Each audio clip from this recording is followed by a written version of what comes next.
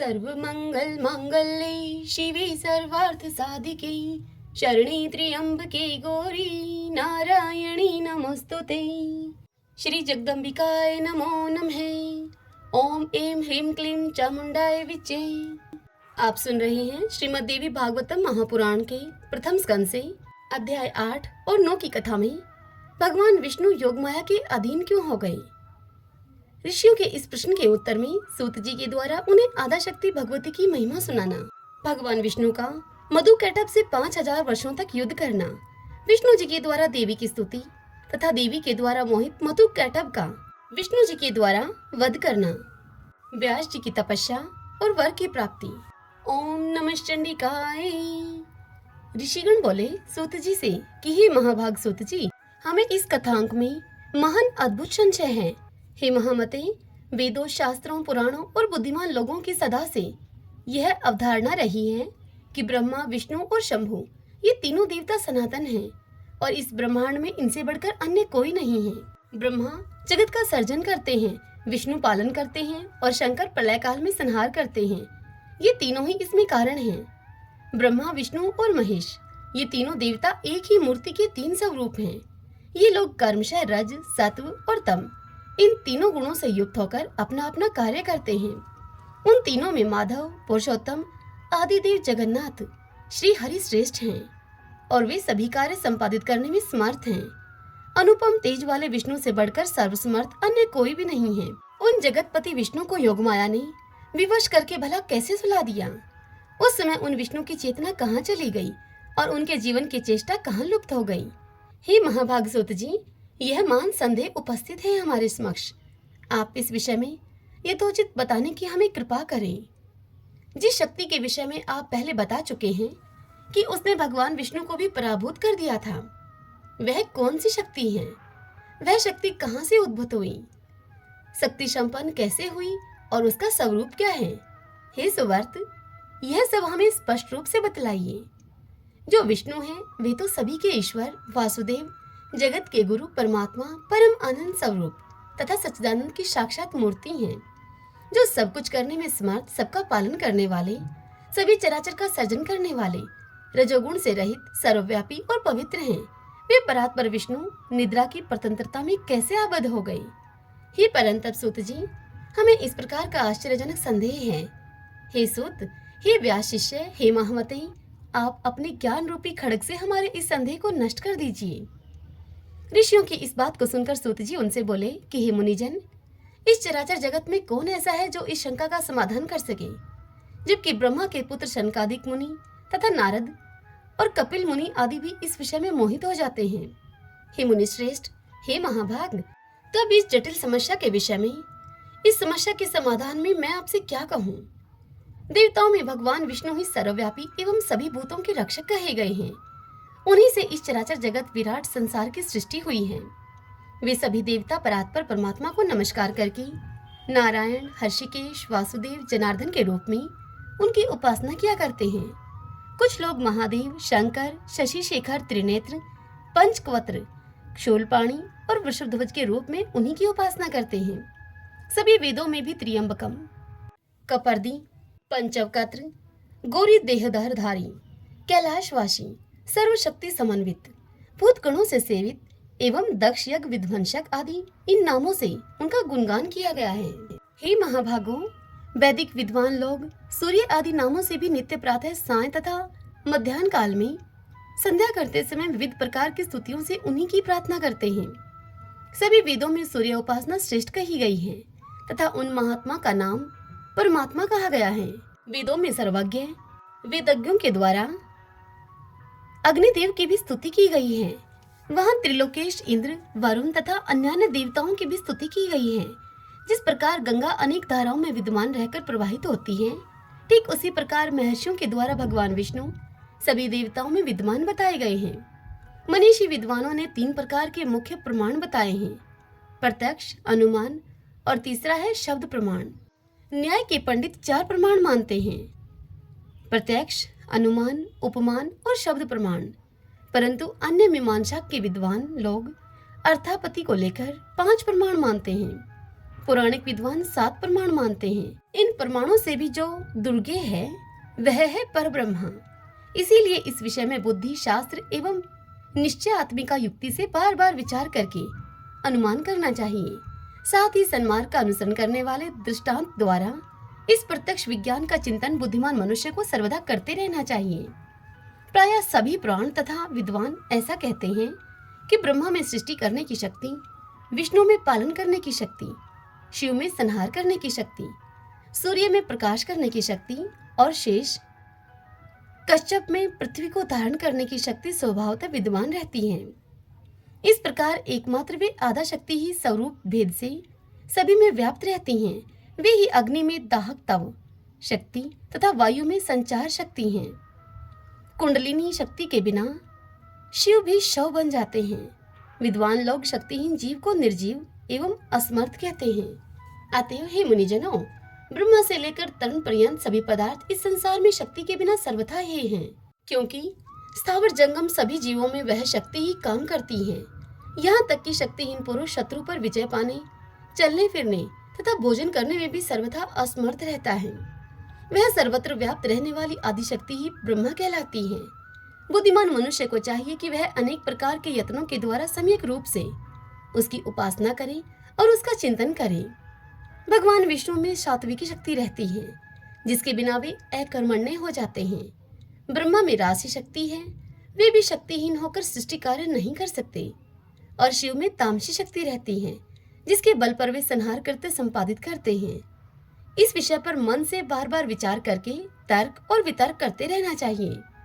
शक्ति ही संपूर्ण ब्रह्मांड की रचना करती है, सभी का पालन करती है और इच्छा के अनुसार इस चराचर जगत का संहार करती है। उसके बिना विष्णु, शिव, इंद्र, ब्रह्मा, अग्नि, सूर्य और वरुण, इनमें से कोई भी अपने अपने कार्य में किसी प्रकार भी समर्थ नहीं हो सकते। वे देवगण शक्ति युक्त होने पर ही अपने अपने कार्यों को संपादित करते रहते हैं। प्रत्येक कार्य कारण में वही शक्ति प्रत्यक्ष दृष्टिगोचर होती है। मनीषी पुरुषों ने शक्ति को सगुणा और निर्गुणा भेद से 2 प्रकार का बतलाया है। सगुणा शक्ति की उपासना आसक्त जनों और निर्गुणा शक्ति की उपासना अनासक्त जनों को करनी चाहिए। धर्म, अर्थ, काम और मोक्ष, इन चारों पदार्थों की स्वामिनी वे ही निर्विकार शक्ति हैं। विधिवत पूजा करने से वे सब प्रकार के मनोरथों को पूर्ण करती हैं। सदा माया से घिरे हुए अज्ञानी लोग उस महाशक्ति को जान नहीं पाते। यहाँ तक कि कुछ विद्वान पुरुष उन्हें जानते हुए भी दूसरों को भ्रम में डालते हैं। कुछ मंद बुद्धि पंडित अपने उदर की पूर्ति के लिए कली से प्रेरित होकर अनेक प्रकार के पाखंड करते हैं। हे महाभागों, इस कली में बहुत प्रकार के अवैदिक तथा भेद मूलक धर्म उत्पन्न होते हैं, दूसरे युगों में नहीं होते। स्वयं भगवान विष्णु भी अनेक वर्षों तक कठोर तप करते हैं और ब्रह्मा तथा शिवजी भी ऐसा ही करते हैं। ये तीनों देवता निश्चित ही किसी का ध्यान करते हुए कठिन तपस्या करते रहते हैं। इसी प्रकार अपनी इच्छाओं की पूर्ति के लिए ब्रह्मा, विष्णु और महेश, ये तीनों ही देवता अनेक प्रकार के यज्ञ सदा करते हैं। वे उन पराशक्ति ब्रह्मा नाम वाली परात्मिका देवी को नित्य एवं सनातन मानकर सर्वदा मन से उन्हीं का ध्यान करते हैं। हे मुनि श्रेष्ठ, सब शास्त्रों का यही निश्चय जानना चाहिए कि दृढ़ निश्चय विद्वानों के द्वारा भी आदिशक्ति ही सदा सेवनीय है। यह गुप्त रहस्य मैंने कृष्ण द्वैपायन से सुना है, जिसे उन्होंने नारद जी से, नारद जी ने अपने पिता ब्रह्मा जी से और ब्रह्मा जी ने भी भगवान विष्णु के मुख से सुना था। इसीलिए विद्वान पुरुषों को चाहिए कि वे न तो किसी अन्य की बात सुने और न माने तथा दृढ़ प्रतिज्ञ होकर सर्वदा ही शक्ति की उपासना करें। शक्तिहीन असमर्थ पुरुष का व्यवहार तो प्रत्यक्ष देखा जाता है कि वह कुछ कर नहीं पाता। इसीलिए सर्वव्यापिनी आदिशक्ति जगजननी भगवती को ही जानने का प्रयत्न करना चाहिए। सूत जी मुनियों से बोले कि हे मुनिजनों, जब जगत गुरु भगवान विष्णु के शरीर से निद्रा देवी निकली, तब उस समय उनके नेत्र, मुख, नासिका, भुजा, हृदय और वक्षस्थल से निकलकर वे श्रेष्ठ तामसी शक्ति आकाश में स्थित हो गई। तब भगवान विष्णु भी बार बार जम्हाई लेते हुए उठकर खड़े हो गए। तब वहां पर भगवान विष्णु ने भय से कांपते हुए ब्रह्मा जी को देखा और फिर उन महातेजस्वी विष्णु जी ने मेघ के समान गंभीर वाणी में उनसे कहा। विष्णु जी ब्रह्मा जी से बोले कि हे कमला उद्भव ब्रह्मा जी, आप तपस्या छोड़कर यहाँ कैसे आ गए हैं? आप इतने चिंतित एवं भयभीत क्यों हो रहे हैं? तब ब्रह्मा जी उन्हें बोले कि हे देव, आपकी कानों के मैल से दो महान दानव पैदा हो गए हैं, जो कि महाभयंकर एवं महाबली हैं, जिनका नाम मधु और कैटभ है। उन्हीं दोनों के भय से मैं आपके पास आया हूँ। हे जगतपते, हे वासुदेव, आप मुझे भयभीत तथा किम कर्तव्य विमूढ़ की रक्षा कीजिए। तब विष्णु भगवान बोले कि हे ब्राह्मण, अब आप निर्भय हो जाइए।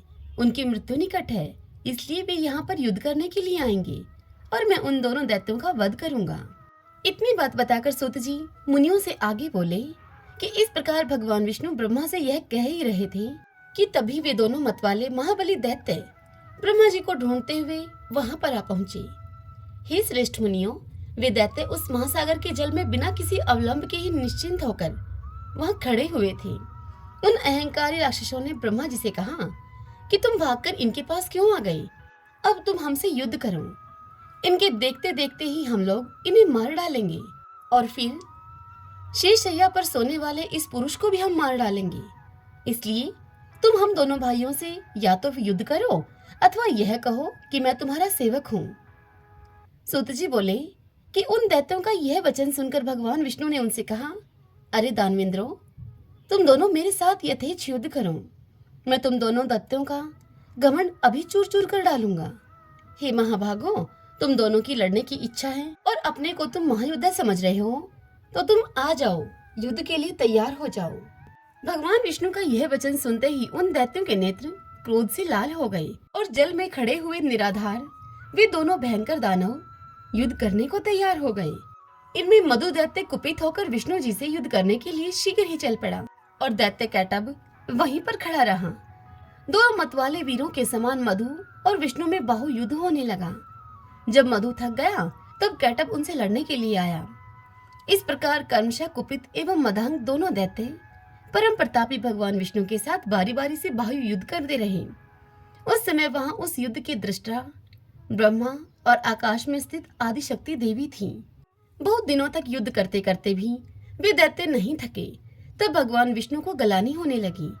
इस प्रकार जब युद्ध करते हुए 5000 वर्ष बीत गए, तब भगवान विष्णु उन दैत्यों की मृत्यु का उपाय सोचने लगे। उनके विचार में आया कि मैंने 5000 वर्षों तक इनके साथ युद्ध किया, किंतु ये भयानक दानव थके नहीं और मैं थक गया। यह बड़े आश्चर्य की बात है। मेरा यह पराक्रम और बल कहाँ चला गया? ये दोनों मुझसे लड़ते हुए भी स्वस्थ हैं। इसका कारण क्या है? अब मुझे अच्छी तरह से विचार करना चाहिए। इस प्रकार चिंता में पड़े हुए विष्णु जी को देखकर ये दोनों मतवाले दैत्य अत्यंत ही हर्षित हुए और मेघ के समान गंभीर वाणी में भी बोले, हे विष्णु, यदि तुझमें अब बल न हो अथवा तुम युद्ध से थक गए हो तो अपने सिर पर हाथ जोड़कर हमसे कह दो कि मैं तुम दोनों का सेवक हूँ, अथवा यदि सामर्थ्य हो तो हे महामते, आओ हमारे साथ तुम युद्ध करो। आज हम लोग तुम्हें मारकर इस 4 मुख वाले पुरुष ब्रह्मा को भी मार डालेंगे। सूत जी बोले, हे मुनियों, उस महासागर में उपस्थित महामना विष्णु जी ने उनके वचन सुनकर सामनीति के अनुसार मधुर शब्दों में उनसे कहा। विष्णु बोले, यह सनातन धर्म है कि थके हुए, डरे हुए, शस्त्र तागे हुए, गिरे हुए एवं बालक पर वीरलोक प्रहार नहीं किया करते। मैंने तो यहाँ 5000 वर्षों तक युद्ध किया। मैं अकेला हूँ और तुम दोनों भाई समान ही बल वाले वीर हो और दोनों बीच बीच में बारी बारी से विश्राम भी करते रहे हो। अब मुझे भी थोड़ा विश्राम कर लेने दो, तत्पश्चात मैं पुनः लड़ूंगा, इसमें संदेह नहीं है। बलि और मदोन्मत्त तुम दोनों भी कुछ विश्राम कर लो, तब मैं विश्राम करके न्याय धर्म के अनुसार तुमसे युद्ध करूंगा। सूत जी कहते हैं कि हे मुनियों, भगवान विष्णु की इस बात को सुनकर दोनों दानव भी युद्ध करने की इच्छा से कुछ दूर जाकर विश्राम करने लगे। उन्हें बहुत दूर बैठे हुए देखकर चतुर्भुज भगवान विष्णु उनके मारने का उपाय सोचने लगे। ध्यान की अवस्था में होकर विचार करने पर उन्हें ज्ञात हो गया कि इन दोनों को देवी के द्वारा इच्छा मृत्यु का वरदान प्राप्त है, इसी कारण से ये थकते नहीं हैं। विष्णु भगवान सोचने लगे कि मैंने तो व्यर्थ ही युद्ध किया, मेरा सभी परिश्रम व्यर्थ गया। इस वरदान की बात को जानकर भी मैं अब इनसे कैसे युद्ध करूं? यदि मैं इनसे युद्ध नहीं करूंगा तो भी ये दैत्य यहाँ से हटेंगे कैसे? यदि इनका विनाश न होगा तो वर प्राप्त दोनों दुर्दर्श दैत्य सबको दुख देते रहेंगे। देवी ने जो वरदान इनको दिया है वह भी अत्यंत ही कठिन है। अत्यंत दुखी, रोगी और दीनहीन प्राणी भी स्वेच्छा कभी नहीं मरना चाहता। तब भला वे दोनों मदोन्मत्त दानव क्यों मरना चाहेंगे? अतएव अब मैं सभी चिंता को छोड़कर उन आदिशक्ति भगवती विद्या देवी की शरण में जाऊं, जो कि सभी की मनोकामनाओं को सिद्ध करने वाली है, क्योंकि बिना उनके प्रसन्न हुए कोई कामना पूर्ण नहीं होती। ऐसा अपने मन में विचार करते हुए भगवान विष्णु ने आकाश में स्थित परम ही सुंदर स्वरूप वाली योग निद्रा भगवती शिवा को देखा। उनको देखते ही योगेश्वर अनंत भगवान विष्णु उन दोनों दैत्यों के विनाश के लिए हाथ जोड़कर वरदायिनी भगवती भुवनेश्वरी की स्तुति करने लगे। स्तुति करते हुए भगवान विष्णु बोले कि हे देवी, हे महामाये, हे सृष्टि संहारकारिणी, हे आदि अंत रहित, हे चंडी, हे भुक्ति मुक्ति को प्रदायिनी शिवे, आपको नमस्कार है। हे देवी, मैं आपके सगुण और निर्गुण स्वरूप को नहीं जानता, फिर आपके जो असंख्य अद्भुत चरित्र हैं उन्हें मैं कैसे जान पाऊंगा? मैंने आपके अत्यंत दुर्घट प्रभाव को आज जाना है, जबकि मैं आपके द्वारा प्रेरित योग निद्रा में विलीन होकर अचेत हो गया था। ब्रह्मा ने मुझे यतन से बारंबार जगाया था, किंतु मैं अपनी 6 इंद्रियों के संकुचित होने के कारण जाग न सका। हे अंबिके, उस समय मैं आपके प्रभाव से अचेत हो गया था। जब आपने अपना वह प्रभाव हटा लिया तब मैं जगा और मैंने उन दोनों दानवों के साथ अनेक प्रकार से युद्ध किया। उस युद्ध में तो मैं थक गया, किंतु वे नहीं थके, क्योंकि उन्हें आपका वरदान प्राप्त था। जब वे मदो उन्मत्त दानव ब्रह्मा जी को मारने के लिए दौड़े तब मैंने भी पुनः द्वंद्व युद्ध के लिए उनका आह्वान किया। हे मानव प्रदायिनी, उस समय मैंने उनके साथ महासागर में घोर युद्ध किया। बाद में मुझे ज्ञात हुआ कि आपने उन्हें इच्छा मरण का अद्भुत वरदान दिया है। यह जानकर आज मैं शरणदायिनी आपकी शरण में आया हूँ।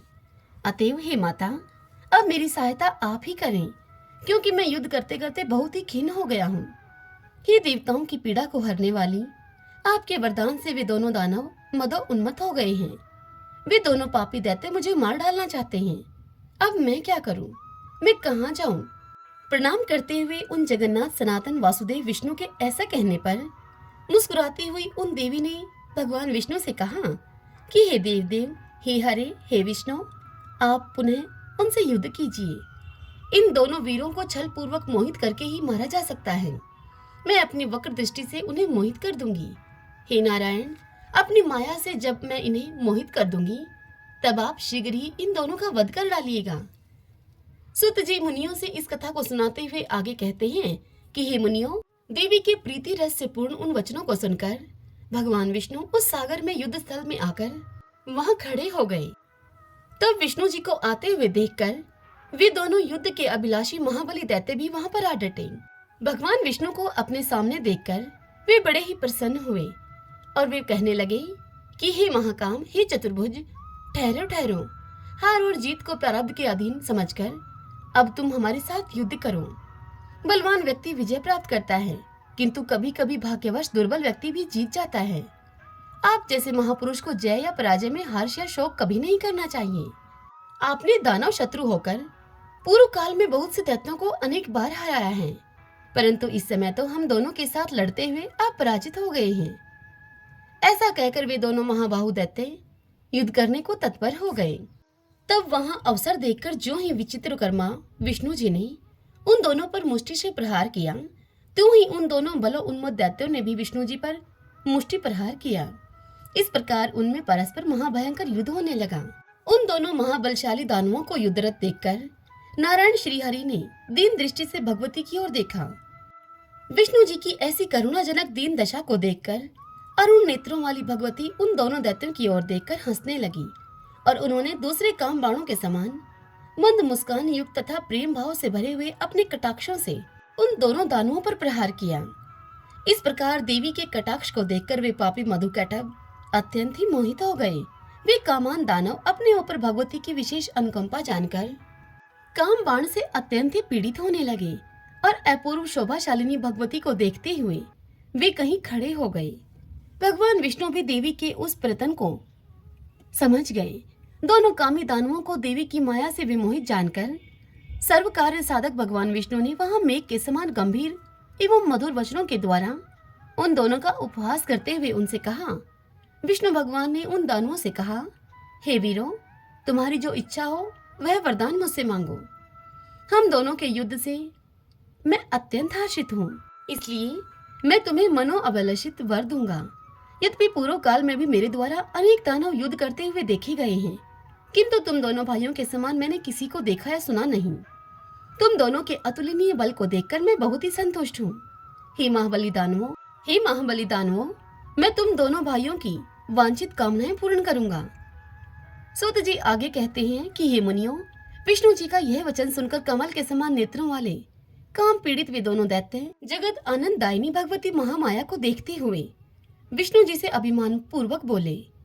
वे दोनों दैत्य विष्णु जी से बोले कि हे विष्णु, हम लोग याचक नहीं हैं, अतः आप हम लोगों को दान क्यों देना चाहते हैं? हे देवेश, यदि आप लेना चाहें तो आप जो मांगेंगे वह हम आपको दे सकते हैं, क्योंकि हम लोग भिक्षुक नहीं हैं, हम दाता हैं। हे हर्षिकेश, आप अपना मनोअभिलाष वरदान मांगिए। हे वसुदेव, आपके अद्भुत युद्ध से हम लोग आप पर अत्यंत प्रसन्न हैं। उन दोनों दानवों का यह वचन सुनकर भगवान विष्णु ने उनको उत्तर दिया कि यदि तुम दोनों मेरे ऊपर प्रसन्न हो तो मुझे तुम यही वरदान दो कि तुम दोनों भाई अब मेरे ही हाथों से मारे जाओ। विष्णु जी का यह वचन सुनकर दोनों भाई चकित हो गए और अपने को उनके द्वारा ठगा हुआ समझकर वे शोक से चिंतित हो गए। कुछ देर के बाद मन में विचार करके संपूर्ण भूमि को स्थल रहित तथा वहां सर्वत्र जल ही जल देखकर उन्होंने विष्णु भगवान से कहा कि हे जनार्दन विष्णु, आपने हम लोगों को पहले जो वरदान देने को कहा था, यदि आप सत्यवादी हैं तो पहले उस वांछित वर को हमसे प्रदान कीजिए। हे मधुसूदन, आप हमें किसी निर्जल प्रदेश की सुविस्तृत भूमि पर मारिए, तभी हम आपसे मारे जा सकेंगे, अन्यथा नहीं। अतः हे माधव, अब आप सत्यवादी बनिए।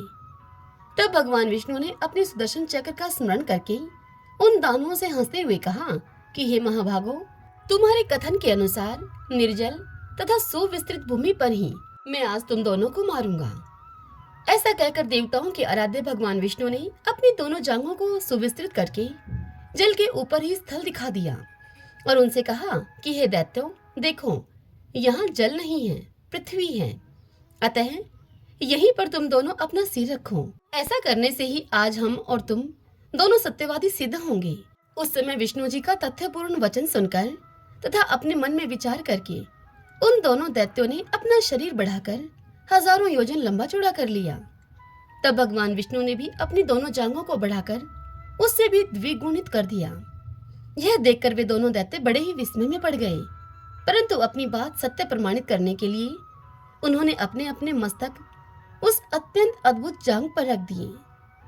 उसी समय प्रतापी भगवान विष्णु ने अपने सुदर्शन चक्र से अपनी जांघ पर स्थित उनके विशाल शिरों को वेगपूर्वक धड़ से अलग कर दिया।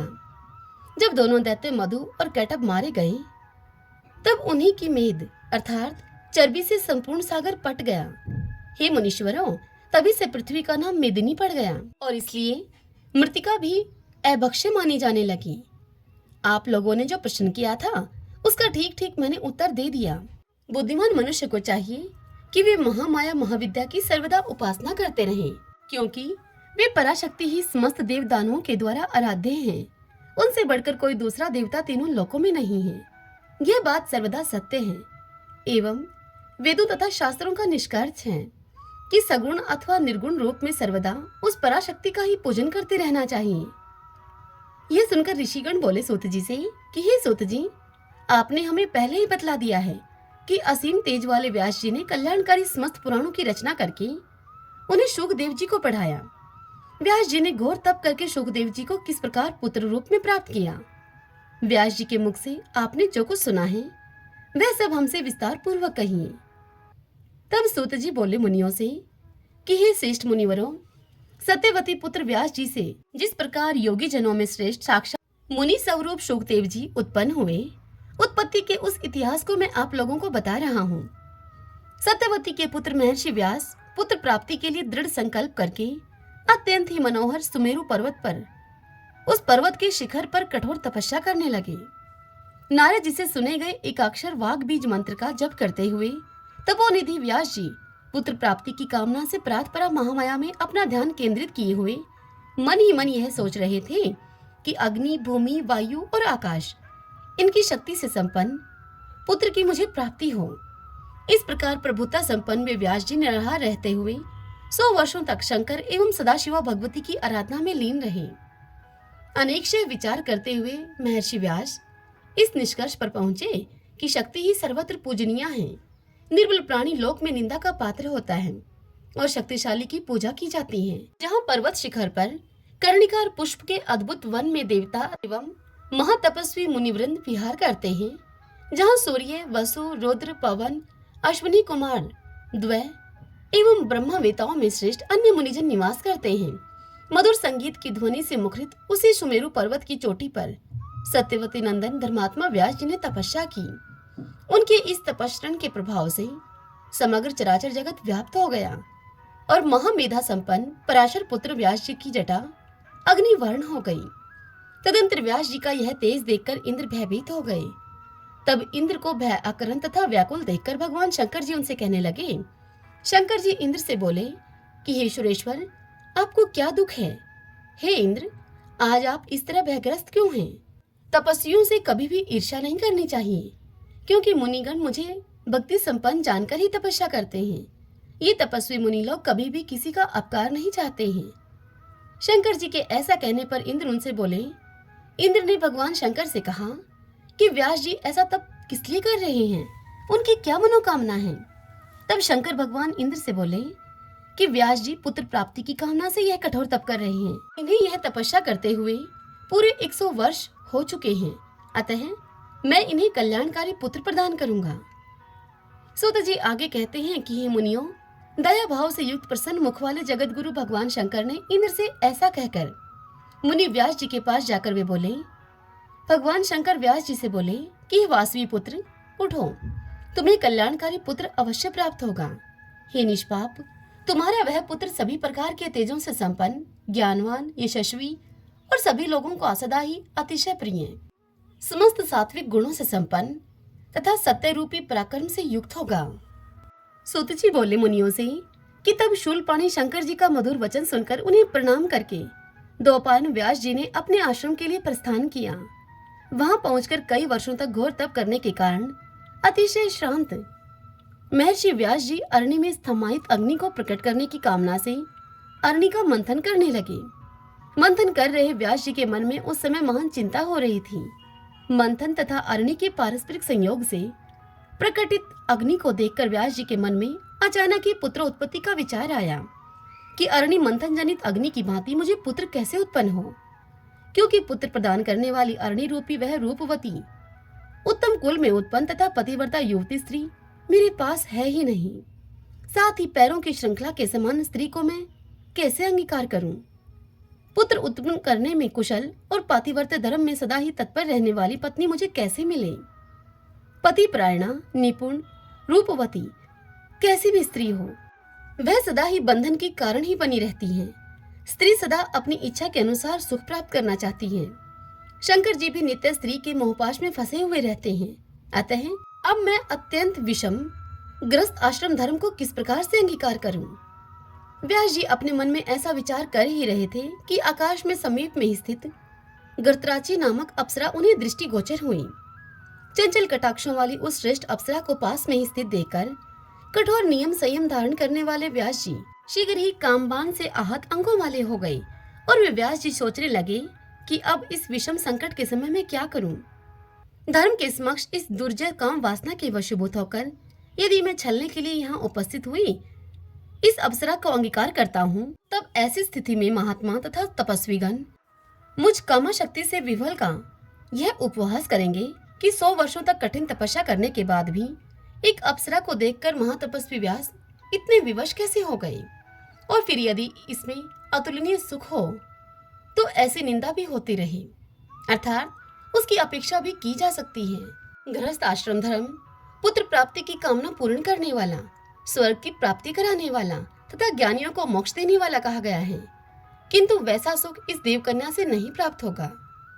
पूर्व काल में मैंने नारद जी से एक कथा सुनी थी, जिसमें राजा पुरुरवा उर्वशी के वशीभूत होकर अत्यंत ही संकट में पड़ गए थे। जय माता दी। भगतजनों, आज की यह कथा यहीं पर पूर्ण हुई। इससे आगे की कथा कल हम अगले अध्याय में सुनेंगे। कल के अध्याय में हम सुनेंगे बुद्ध के जन्म की कथा।